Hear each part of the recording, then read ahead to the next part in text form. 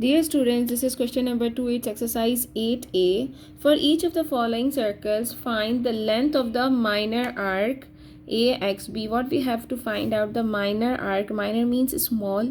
So this is AXB, and we have to find out the length of the minor arc, plus the second thing which we have to find out is the perimeter of the major sector OAYB. This is the major sector which is big in size, and its perimeter is O, A, Y and B.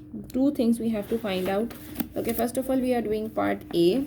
In part A, how we can find out minor arc is arc length is equal to same formula that we have solved in question number 1, theta upon 360 degrees times 2 pi r.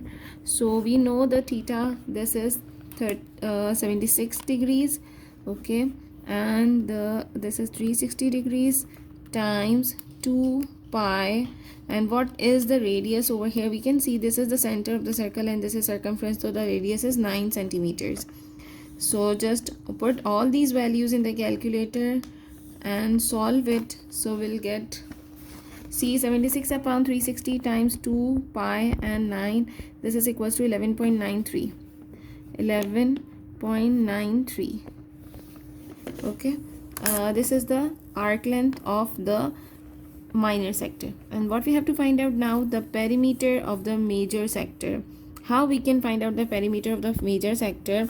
We have to find out the perimeter of the major sector. It means the circumference of this part, plus they are saying that we have to find out OA and OB because they are starting with O and finishing over here. So we have to find out this, add this and this as well. So first of all, there are two methods to do this.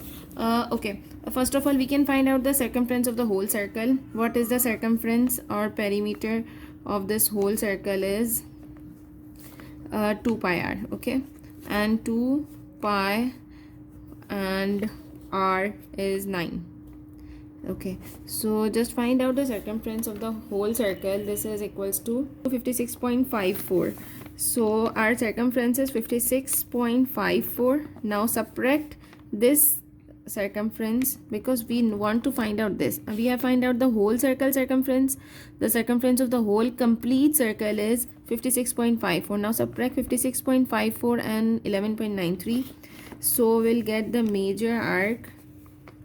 Major arc is equals to 56.54 minus 11.93. this is equals to 44.61 centimeter. 44.61 centimeters. This is our major arc, but this is not the perimeter because we have to add these two, plus 9 and again plus 9. We have to add OA and OB as well. So how we can do?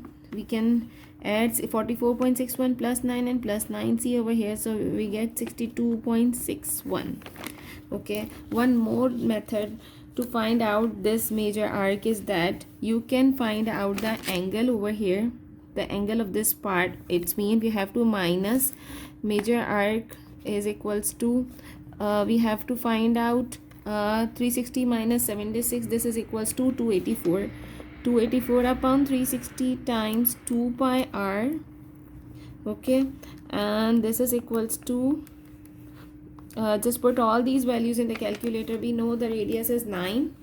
284 upon 360 times 2 pi and the radius is 9. Put all these things in the calculator, so we'll get 44.61.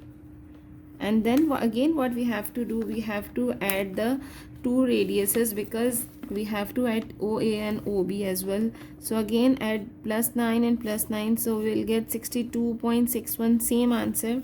See over here, this is also 62.61 and this is also 62.61 centimeters. You can use both method. You can find out the circumference of the complete circle, then subtract the minor arc, so you will get the value 44.61. then add two radiuses because OA and OB we have to add to find out the perimeter of this complete part. Or you can do just find out major arc and then add two radiuses, then again you will get the same answers. Okay, now move to part B. Okay, first part is to find out the arc length. How we can find out the arc length? Theta upon 360 times 2 pi r. So what is theta over here? Here is 112. 112 upon 360 times 2 pi, and see radius over here is 16. So just put all these things in the calculator and you'll get the answer. This is 31.27. see, I have put all these things in the calculator, and this is 31.27 centimeters. This is our arc length or the minor arc. This is part 1. Now this is part 2. What we have to do, the perimeter of